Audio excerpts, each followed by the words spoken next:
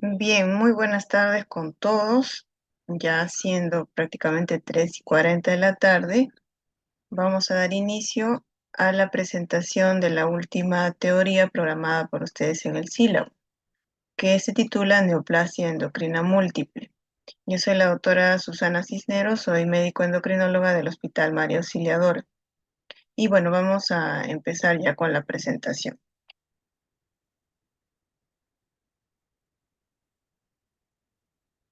Entonces, primero, a manera de introducción, vamos a mencionar que estas neoplasias van a adquirirse mediante una herencia autosómica dominante y estos tipos de síndromes van a ser de baja prevalencia, ¿no? Mm, Debido al avance que se ha hecho en los estudios en la parte genética, es que se ha podido identificar justamente a estos genes responsables de la producción de esta enfermedad. Entonces, ¿qué cosa o a qué se denomina neoplasia endocrina múltiple? Es aquella aparición de tumores en dos o más glándulas del organismo, ¿no? Y principalmente esto se va a dividir en lo que conocemos como NEM1, neoplasia endocrina múltiple tipo 1, y la NEM2, el tipo 2, ¿no? Esa es su clasificación. Dentro de lo que es la primera, que es la de tipo 1, va a tener una aparición de diversos tumores. A la cabeza de ellos van a estar durante lo que es mayor frecuencia los adenomas paratiroideos. Estos van a estar presentes en más del 90% de las neoplasias endocrinas múltiples tipo 1. Y el resto le va a seguir en menor frecuencia, ¿no? En segundo lugar, después de los paratiroideos, estarán los tumores gastroenteropancreáticos o simplemente tumores del páncreas, se puede llamar también. En segundo lugar. Y en tercer lugar, va a estar los de la hipófisis, de la pituitaria. Y ya posterior a ellos ya van a estar los tumores más raros que pueden presentarse en la suprarrenal o en el sistema nervioso central. Entonces, esta neoplasia endocrina múltiple tipo 1, de manera sencilla para poder acordarse, va a estar compuesta de las tres P, eso que les he colocado con rojo. La primera P va a corresponder a paratiroides, que va a estar alrededor del 90% de presentación en cuanto a la frecuencia. Es lo más frecuente que se presenta en el NEM1. Y siguiendo en frecuencia, los gastroenteropancreáticos o los enteropancreáticos, que sería la segunda P. Estos en frecuencia son de menor porcentaje, de un 30-70%, a diferencia de los paratiroides. Y la tercera P sería los de hipófisis, no los de pituitaria, que también en cuanto a frecuencia de un 30-40% van a estar. Ahora, en el grupo de los enteropancreáticos o de los gastroenteropancreáticos, ahí en cuanto a frecuencia, a la cabeza va a estar el gastrinoma. Y ya posteriormente le van a seguir otros menos frecuentes como el insulinoma, por ejemplo. Y de los pituitarios, de los hipofisiarios, a la cabeza va a estar en primer lugar el prolactinoma, va a ser el más frecuente. Y ya después pueden ser productores de GH, ¿no? Como los somatotropinomas, en menor porcentaje, un 10%. Y después de estas tres P ya siguen o podrían aparecer tumoraciones en otras glándulas que es algo menos frecuente. En suprarrenal, feocromocitoma, que ya sería mucho más raro. Este estudio es un estudio multicéntrico que se hizo en Francia y Bélgica en pacientes que tenían neoplasia endocrina múltiple tipo 1. De la totalidad de pacientes, se ve que un 95% de estos presentaban adenomas en paratiroides, ¿no? En porcentajes, ¿no? Como dijimos, más del 90%. En frecuencia le sigue los gastroenteropancreáticos del páncreas, le ponen la segunda P. Y como tercer tumoración en frecuencia, la pituitaria. Ahí están las tres P presentes, ¿no?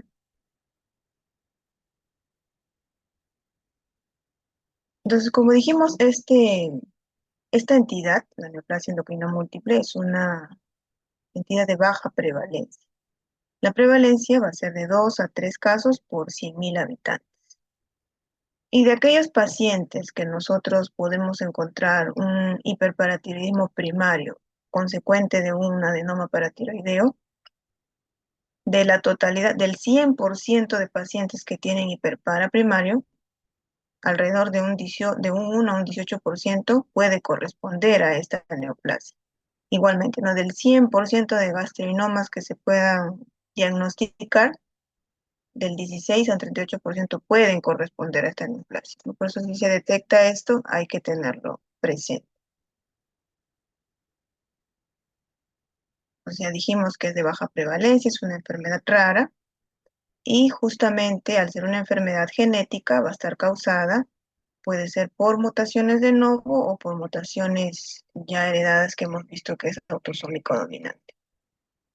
Entonces, el gen afectado de esta entidad va a ser el gen de la menina, el NEM1. Y este gen va a estar compuesto de 10 exones. Entonces, este gen que nos codifica a la proteína menina, esta proteína es una proteína supresora de tumores. Al estar afectada, este gen, esta supresión se libera y por tanto comienza el crecimiento de estos tumores en las diferentes glándulas, ¿no? Y hay muchas mutaciones descritas que se han reportado. Entonces, esta neoplasia endocrina múltiple, como dijimos, principalmente su forma de adquirirlo es mediante la herencia autosómica dominante. Esa sería la mayor parte de pacientes, pero también pueden haber mutaciones esporádicas, mutaciones de no. Y la mortalidad para estos pacientes es alrededor de un 50% si es que estos pacientes no han sido tratados, alrededor de la edad de 50 años. Entonces, este gen, que es el codificador de la menina, va a estar localizado en el cromosoma número 11 en el brazo largo. Y esta menina, como dijimos, es la encargada o bueno, es un supresor tumoral, ¿no? Lo que hace es regular la transcripción, la estabilidad genómica. Al estar al estar alterado el gen, esta supresión ya no se presenta y por lo tanto empieza la proliferación de estos tumores. Entonces, este es el gen del NEM1 que dijimos que estaba localizado en el cromosoma 11, en el brazo largo, ¿no?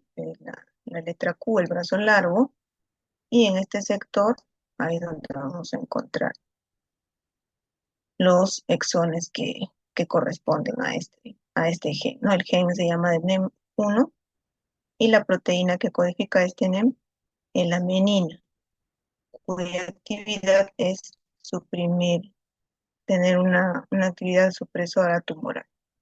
Y la herencia, como ya hemos visto, es autosómica dominante, principalmente, no principalmente. Entonces, para que se produzca esto, hay múltiples mutaciones reportadas, como dijimos, descritas en la literatura. De esas mutaciones puede ser producto de lesiones, producto de inserciones, de punto de corte y empalme en esos exones que se han alterado.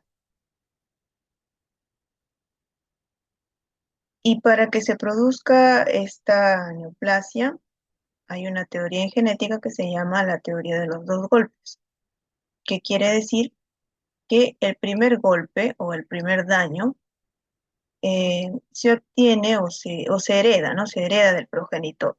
Es una primera mutación que ocurre, ese es el primer golpe.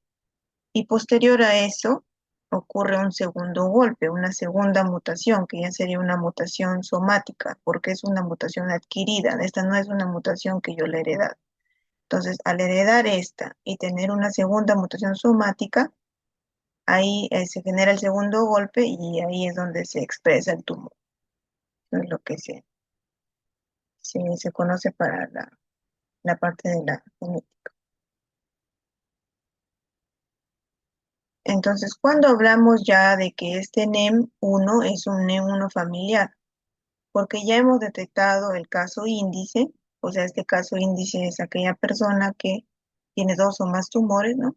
Principalmente en estas 3P, como hemos visto, y está asociado a un familiar de primer grado que tenga al menos uno de estos tumores clásicos, ¿no? Entonces, si tiene de repente este familiar directo un adenoma en paratiroides y el caso índice tiene un adenoma en paratiroides, un adenoma en hipófisis, ya estaríamos hablando de uno familiar.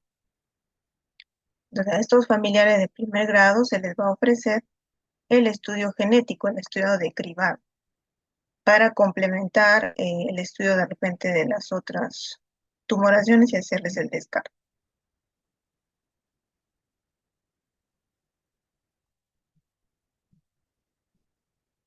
Y básicamente, pues lo que nos ayuda o lo que nos va a servir hacer el estudio genético es para confirmar este diagnóstico, ¿no? Ya que como hemos visto, los tumores en paratiroides van a ser la primera glándula afectada y por ende la primera manifestación que se presenta en estos pacientes. Entonces, si la primera P corresponde a un adenoma paratiroideo y este adenoma es un adenoma productor, lo que me va obviamente a generar es un incremento de paratormona de PTH y por ende la clínica va a ser de un hiperparatiroidismo primario. Al estar alta la PTH, al tener el hiperpara primario, lo que me va a generar en sangre es el aumento del calcio, ¿no? Una hipercalcemia que puede ser asintomática o también sintomática. Cuando está alto el calcio en la sangre, entonces podemos tener algunas complicaciones, consecuencias de esta elevación. Puede ser la nefrolitiasis, la osteitis fibrosa. ¿Y cómo lo voy a detectar? Con la medición del calcio sérico que va a estar alto y la PTH que va a ser la causante también va a estar elevada, ¿no? La paratormona va a estar alta. La relación en hombres y mujeres es de 1 a 1 y como dijimos, del 100% de pacientes que presenten hiperparatiroidismo primario, hasta un 18% de ellos pueden corresponder a un NEM1. ¿Cuál sería el tratamiento? El tratamiento es similar, ¿no? Al de un adenoma paratiroideo o de un hiperparatiroidismo primario secundario de un adenoma clásico, ¿no? Porque esa indicación es quirúrgica. Lo que se hace es retirar el adenoma, similar al esporádico. Entonces, si este adenoma de repente tiene en su presentación, tiene la segunda P, que sería, por ejemplo, un gastrinoma, ese gastrinoma va a causar bueno, una úlcera péptica no incrementada por ese gastrinoma, la secreción de la gastrina. El tratamiento entonces para este adenoma paratiroideo va a ser la quirúrgica, o no la extirpación quirúrgica. Y en algunos casos los cirujanos de cabeza y cuello lo que realizan es una paratiroidectomía subtotal, donde retiran 3 de las 4 glándulas y una de ellas le hacen un autotrasplante, ¿no? La colocan de repente en otra zona para que el paciente no quede con un hipopara ya secundario a la cirugía. Y si por A o B el paciente no se puede tratar quirúrgicamente, se podría utilizar un tratamiento médico que se llama cinacalcemia para tratar la hipercalcemia. Aquí, por ejemplo, vemos un estudio donde en pacientes con NEM1 que tenían hiperparatiroidismo, para esa hipercalcemia han usado el cinecalcet. Entonces los pacientes al inicio del estudio, donde dice acá pre, tenían los valores de calcio sérico corregido más altos y a estos pacientes se les administró el cinecalcet y se observa la reducción de los valores de calcio, el cual fue significativo. Claro que fueron de todas maneras pocos pacientes porque pues la prevalencia de este tipo de entidades es baja. Entonces, ya dejando de lado a la primera P que hemos dicho, el adenoma paratiroideo, vamos a hablar ahora de la segunda P, del NEM1, que sería el enteropancreático o gastroenteropancreático, ¿no? La P de páncreas. Estos tumores gastroenteropancreáticos ya van a ser en menor frecuencia a diferencia de los adenomas paratiroideos del 30-80% en este caso. Y como dijimos, dentro de todos estos tumores, el principal de ellos va a ser el gastrinoma. Estos son tumores pequeños y en los gastrinomas va a estar caracterizado en la parte de la clínica por presencia de úlceras recurrentes, ya que la producción del ácido gástrico de la gastrina es marcada. Y esto es lo que se conoce como el síndrome de Solinger-Erickson. De repente lo han escuchado antes. Estos gastrinomas pueden de repente en el tiempo generar metástasis a nódulos peripancreáticos. Y el diagnóstico, bueno, va a ser con la medición de la gastrina en ayuno. El tratamiento obviamente va a ser principalmente quirúrgico, no hay que retirar esa tumoración. Entonces, esas úlceras recurrentes en el cuerpo gástrico, la aparición de estas úlceras en el tracto superior gastrointestinal, va a ser lo que se conoce como el síndrome de Solinger-Erickson, en la parte de la clínica.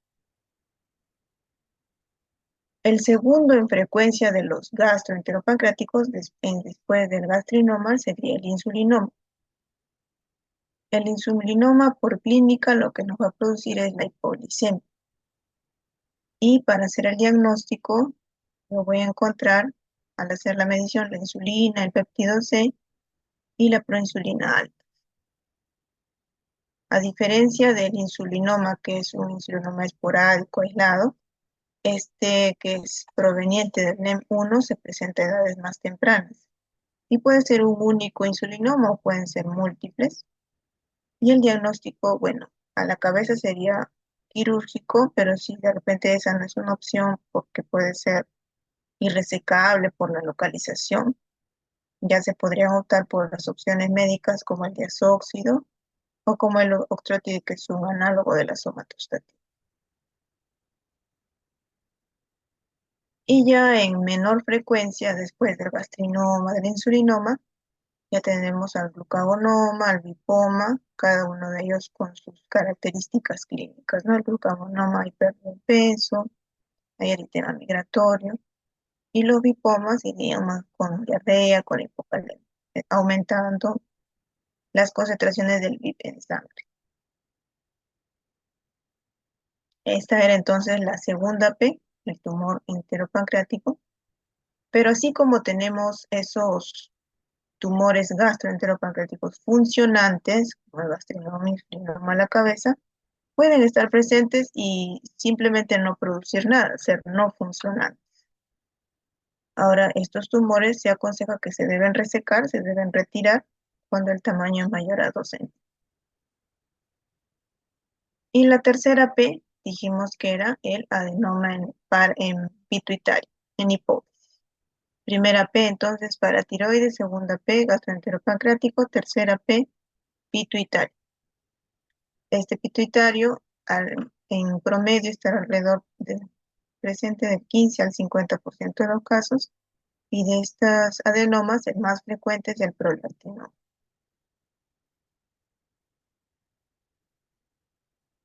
De esta tercera P, de estos adenomas pituitarios, el más frecuente es aquel que secreta prolactina.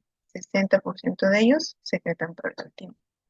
Ya en menor frecuencia podrá ser productor de GH, ¿no? De somatostatina. La clínica, entonces, al ser secretor de prolactina, como ustedes de repente ya han escuchado en anteriores clases, es la menorrea, la infertilidad, la lactorrea, depende, ¿no? Y el tratamiento médico, al ser un prolactinoma, a la cabeza estará la cabergolina. Como segunda línea se podrá usar rodoquiptina, pero cabergolina estará de primera línea. Y si, por ejemplo, se tratase de una acromegalia, ¿no? Que es en frecuencia el segundo, se podrá utilizar un análogo de somatostatina como el octreotide, aunque hay alternativas de nueva generación como los análogos como el anreotide, pasireotide, que ya son nuevos medicamentos, ¿no? Que están reemplazando al opioide. Y finalmente, si no es un prolactinoma y es un productor de repente de ACTH o el del mismo GH, el tratamiento es quirúrgico, como los adenomas hipoficiales esporádicos que se conocen, ¿no? Si por A o B no fuera posible hacer la resección transesfenoidal o transcraneal, el abordaje no es posible porque de repente invade carótida, eh, ya finalmente se puede utilizar por la terapia. Ahí me ha hecho una pregunta. Ah, dice, en la paratiroidectomía subtotal, no logro ver la carita. En la glándula que implanta, ya. Sí, algunos lo colocan en la región del antebrazo, los cirujanos de cabeza y cuello. En esa zona lo suelen colocar. Más que nada porque puede ser que el paciente al retirar las cuatro glándulas nos haga una entidad que se llama el síndrome del hueso hambriento. Entonces, para evitar esa complicación, se deja una de ellas o por lo menos tres cuartos de una de ellas para evitar esa complicación.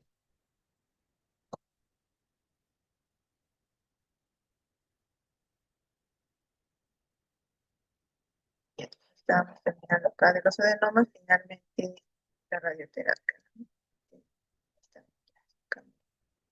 Gracias, Camila, por tu participación. Quiero avanzar y no sé qué pasa. Ya. Y pasando ya a las 3P, ya en menos frecuencia van a estar presentes estos tumores que pueden ser en el timo, los tumores carcinoides o los angiofibromas. Pero estos ya serían los menos frecuentes en comparación a los tres primeros presentados. Puede estar en el timo, puede estar en la suprarrenal. Y claro, ¿no? Al ser una entidad donde se presentan varios adenomas en diversas glándulas, el seguimiento es complejo porque hay que hacer el estudio para cada una de las glándulas que está afectada, ¿no? Más o menos, ¿cómo se podría hacer este seguimiento? Ahí se salió mi puntero. Entonces, claro, si presenta clínica de hiperparatiroidismo por ese adenoma productor, se puede medir para hacer el screening, el seguimiento, el calcio y la paratormona. ¿A qué edad se debe empezar? A la edad de 8 años, ¿no? Un niño.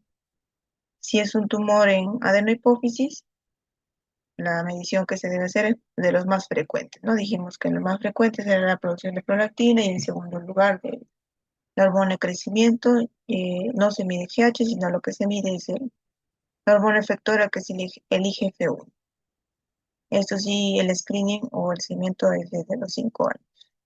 Y en imágenes, claro, para adenopófisis, lo más recomendado es hacer la resonancia de silla turca o de hipófisis con contraste. Y así, ¿no? Por frecuencia, el insulinoma también, hacer la medición de insulina, proinsulina y la glucosa. Ya a los 5 años también se recomienda el inicio del screening. Y ya de acuerdo en frecuencia, estos son los menos frecuentes, ¿no? Gastrinoma o otros tumores.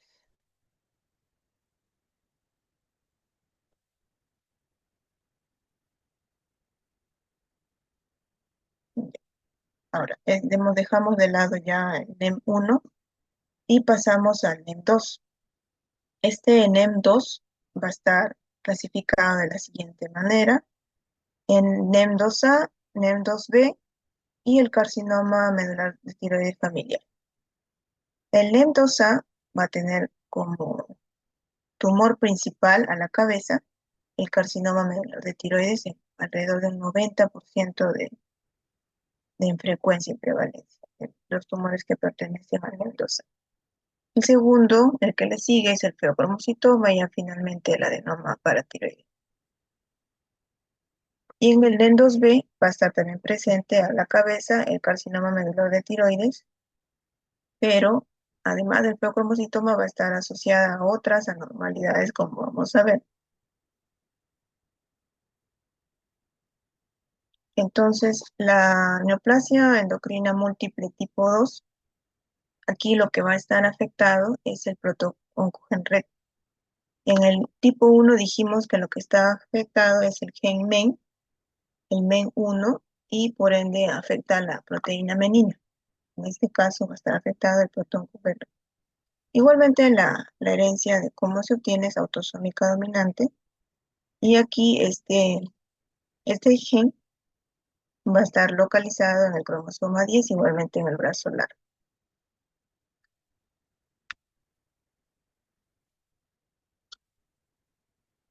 Este, este NEM2, que dijimos que se clasificaba en 2A, 2B y carcinoma medular familiar, el 2A va a tener 4 subtipos. Es más que nada para conocimiento, el 2A clásico y el que está asociado a otras entidades como el líquen amiloidótico o el que está asociado a enfermedad de Hirschsprung. Entonces el gen RET, el que es el responsable de causar el NEM2, este gen RET va a estar codificado en el cromosoma 10, en el brazo largo del cromosoma 10. Y este cromosoma va a estar compuesto de 21 exones, el cual va a corresponder al receptor de tirosina quinasa.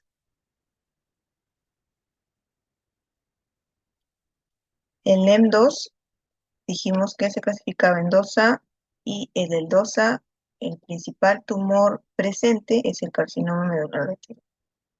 Este carcinoma medular es un tumor neuroendocrino, ya que se produce de las células parafoliculares de la tiroides.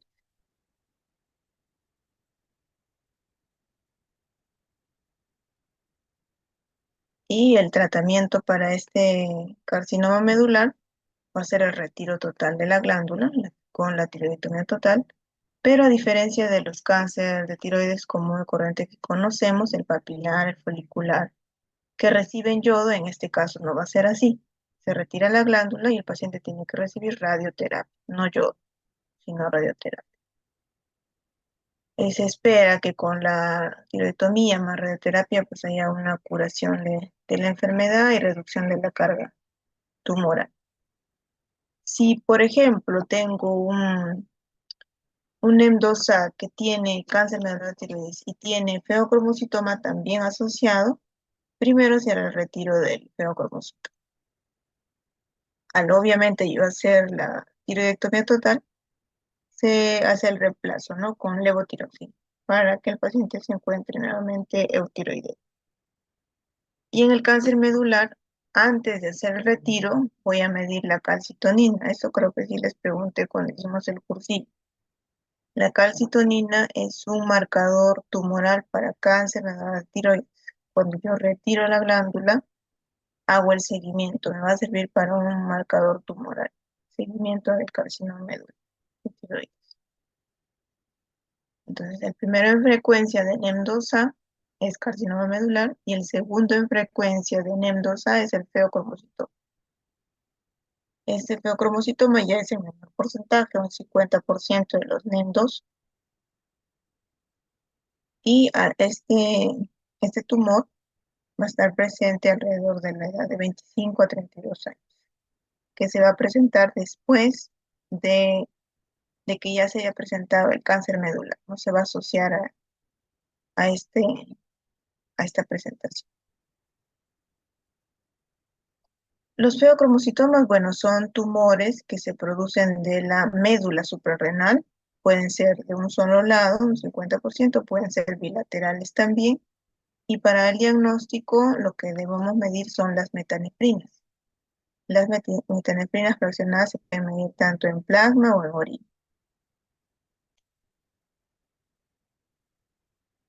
Y el tratamiento para el feocromocitoma va a ser retirar la glándula suprarrenal, no la adrenalectomía, que puede ser unilateral o bilateral dependiendo de si este feocromocitoma está localizado en ambos suprarrenales.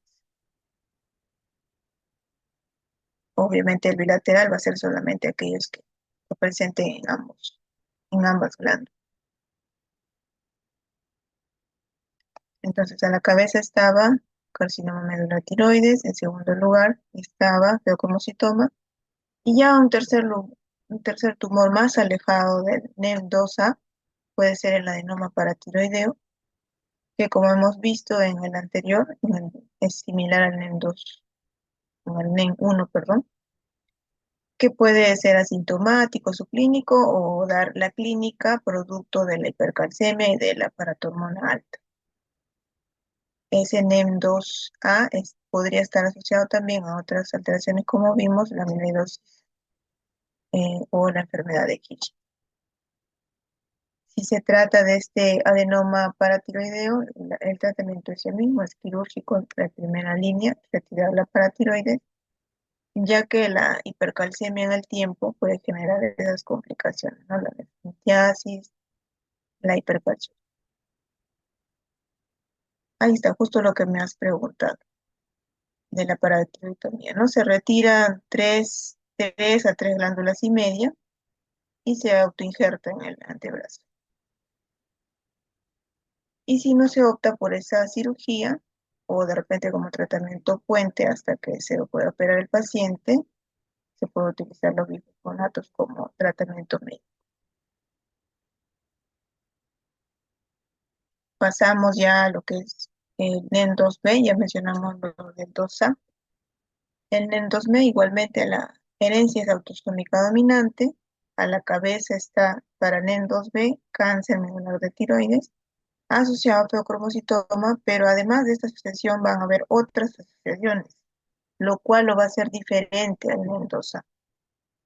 Este tipo de neoplasia 2B sí es de mayor mortalidad y se presenta alrededor de la tercera a cuarta década de la vida. El NEM2B, a diferencia del NEM2A, que aparte de tener el carcinoma medular, que es más agresivo, que se presenta más tempranamente, va a estar asociado a estos neuromas que se presentan en la mucosa, en lengua, en labios. Eso es lo que lo va a hacer diferente al Mendoza. Estos neuromas pueden estar en la mucosa, pueden ser intestinales, y el paciente va a tener un hábito marfanoide, una constitución marfanoide. Entonces, para hacer el seguimiento de estos tumores, del cáncer medular de tiroides en este caso, la ATA, que es la Asociación Americana de Tiroides, en la guía que ellos presentan, mencionan que existen unas categorías de riesgo, siendo el A de menor riesgo y la letra D de mayor riesgo. Entonces, de acuerdo al codón afectado, de acuerdo al codón red que está afectado, ¿no? Acá están los números de los codones, se dirá si es de mayor o de menor riesgo. Entonces, si estamos hablando de uno de mayor riesgo, o sea, de una categoría D para el ATA, la tiroidectomía, que se hace de manera profiláctica, se debe hacer lo más pronto posible dentro del primer año de vida, si es necesario, si es posible. El tamizaje para feocromocitomas sí a los 8 de edad, 8 años de edad. A diferencia de los otros, de por ejemplo, si hablamos de una categoría de riesgo A, la cirugía todavía, la tiroidectomía total se puede postergar hasta a los 5 años de edad. Y el despistaje del tamizaje de para feocromocitoma alrededor de los 20 años. Y luego, como vimos, una vez al año se hacen los tamizajes. En ese cuadrito habían 4 grupos de riesgo para cáncer medular de tiroides, siendo el A de menos agresividad y el D el más agresivo. Entonces, en todos estas neoplasias, lo importante va a ser el cribado genético que se le puede hacer a los familiares de primer grado una vez identificado el caso índice, ¿no? Porque el caso índice, dijimos, que es el primer paciente que se identifica que tiene 2 o más tumores, al cual ya se le ha hecho el estudio genético haciendo la secuenciación del exoma. Y la búsqueda o este cribado nos va a servir para poder encontrar familiares de primer y segundo grado que puedan tener la neoplasia. Entonces, finalmente, ya como conclusiones, vamos a mencionar que los NEM, que las neoplasias endocrinas múltiples, van a ser adquiridas mediante la herencia autosómica dominante y debido al avance que hemos tenido en biología molecular, en la parte genética, los mensajes bioquímicos es que se ha podido detectar todas estas mutaciones y poder hacer los seguimientos y los tamizajes correspondientes a estos pacientes. Esta es la última diapositiva.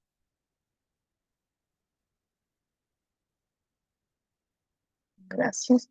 Esta es la última diapositiva. No sé si, gracias. No sé si tienen alguna pregunta, así como su compañera, tal vez, si no, de repente por chat, tal vez se les puede contestar o si pueden prender su micro, también no hay problema. Así que es la última, que de repente ya está con toda la endocrinología encima.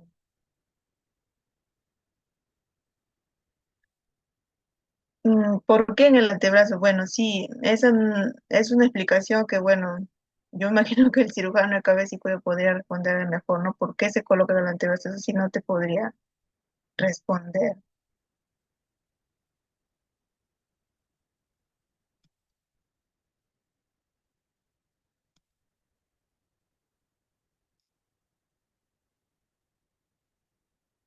Les he colocado así con letritas o con esquemas para que se puedan o puedan identificar tal vez las neoplasias que son más prevalentes dentro de cada una de estas entidades y puedan relacionarlo mejor.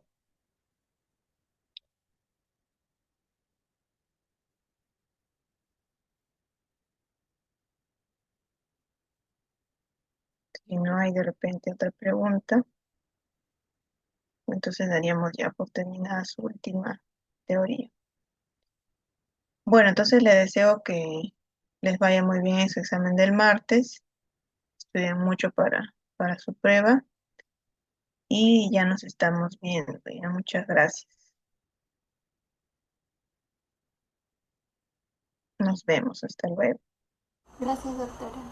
Gracias.